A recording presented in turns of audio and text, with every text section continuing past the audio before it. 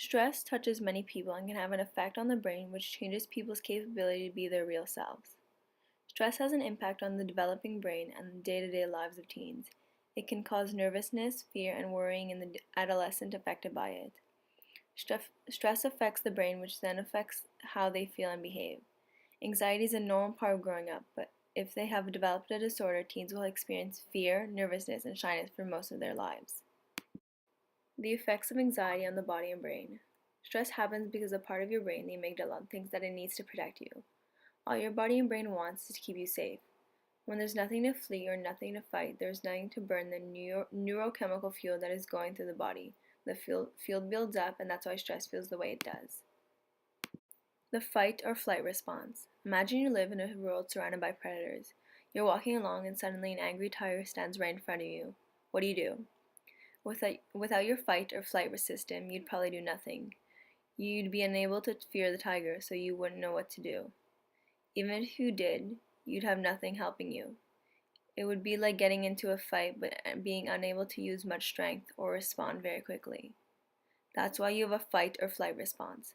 That response is a flood of changes to your hormone, neurotransmitters, and a body to prepare you to immediately run away or fight. It's designed to cover all of the bases, improving blood flow to the areas that need it, keeping your body cool, providing you with more energy, helping you see and respond more quickly, improving your mindset, etc. Thanks to the fight or flight system, you immediately know to feel fear when you see the tiger. You'd have the energy to run away and you wouldn't hurt your body in the process. The fight or flight system is actually one of the most important tools that your body has, even though these days most people rarely face that many dangers. The amygdala. The stress response begins in the brain. When someone confronts an oncoming car or other danger, the eyes and ears send the information to the amygdala, an area of the brain that contributes to emotional processing. The amygdala functions like a command center, communicating with the rest of the body through the nervous system so that the person has an energy to fight or flee. Breathe. Inhale, exhale. Controlled breathing has been shown to reduce stress, increase alertness, and boost your immune system. For centuries, yogis have used breath control to promote concentration and improve vitality. Some use breath meditation as a way to reach enlightenment. Science is just beginning to provide evidence of the benefits of deep breathing meditation. Studies have found, for example, that breathing practices can help reduce symptoms associated with anxiety, insomnia, post-traumatic stress disorder, depression, and attention deficit disorder. While technology is meant to enhance our lives, it's difficult to argue that it doesn't also increase our stress level. We've all experienced the constant refresh button, no doubt felt the rush of an anger or confusion after an unpleasant interaction via text message. The mind and the body are connected. If the mind is constant and revved up, so is the body.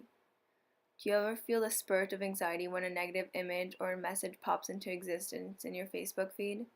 What about the irritation caused by multiple layers of messages in a group chat? While on the surface these do not appear to be major causes of stress, it all adds up. The huge number of notifications and the fact that they don't cease can have a profound impact on both someone's emotional and physical state. As we start to consider the changes we want to make to improve our relationship with technology and social media, it's helpful to have a basic understanding of our bodies and its relationship to stress. Then you can decide if you and what changes may benefit you. The body of stress. A human being's stress response is an effective means for the mind and body to manage challenging situations, specifically those in which we need to ensure survival. It's an oversimplification, but look at this in this way. Your nervous system is composed of two main parts, the fuel and the brakes. The fuel. The sympathetic nervous system, or the gas, revs you up. You're likely familiar with the feeling of racing heart, quickening breath, and sweaty palms. When you experience a full throttle stress response, blood flow is concentrated to the major organs and muscle groups that helps fuel fight or flee from physical danger. When it isn't functioning at full capacity, or mechanisms such as digestion, reproduction, or analytical thinking. These functions aren't as crucial for survival. So having a paper or report to finish, some degree of stress may spur an individual into action, but too much stress could cause distraction and ruin someone's capability and performance. The brakes. In contrast to the nervous system's fuel, the parasympathetic nervous system allows everything to settle back into rhythm that existed prior to the stressful event. It re-regulates heartbeat and breathing, calms someone down, and allows blood flow to return to all parts of the body, not just those parts required for survival. This part of the nervous system helps digest food, increase chances of reproduction, and helps to think more clearly. An overly active parasympathetic system can create passivity, an idleness, an effect of slowing us down too much and making us more complacent than we'd like to be. The goal of these two key nervous systems components are to maintain homeostasis, otherwise known as balance. This means that one response is actually no better than the other. Some find it easy to consider why too much stress is not helpful because we have to likely felt the unpleasant aspects of this.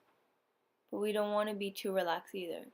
When someone is overly relaxed, it's difficult to get up and tackle the day. We want to experience both sides of the spectrum of stress. We want to deal with challenges and return to our neutral state in a short order, ready for the next stimulation to come our way. The control stress has on life. Anxiety is a warning sign that you're about to do something you may not want to do. Constant stress is unhealthy when those instincts are turned on constantly. Your body's stress response is something designed to be engaged when needed and disengaged.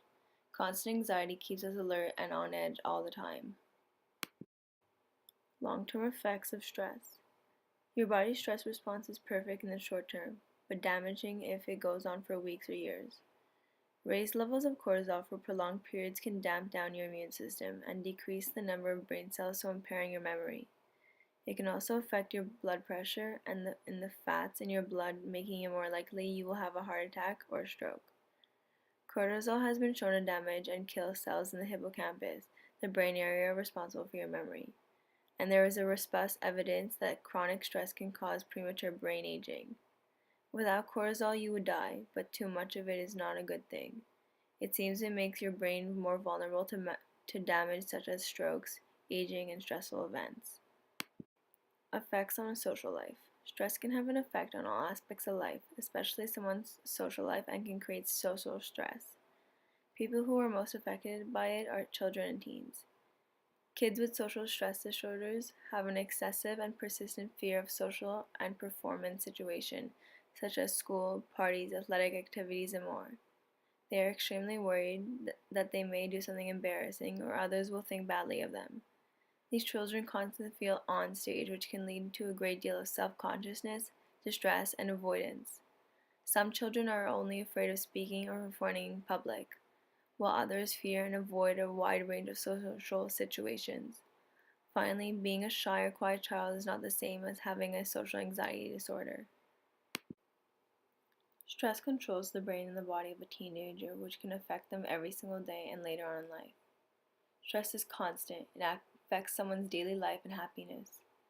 Thankfully, people are becoming more aware of mental disorders, but there is much work to do. Almost all people experience stress in their life and everyday lives, but a certain extent is not healthy for the brain or body.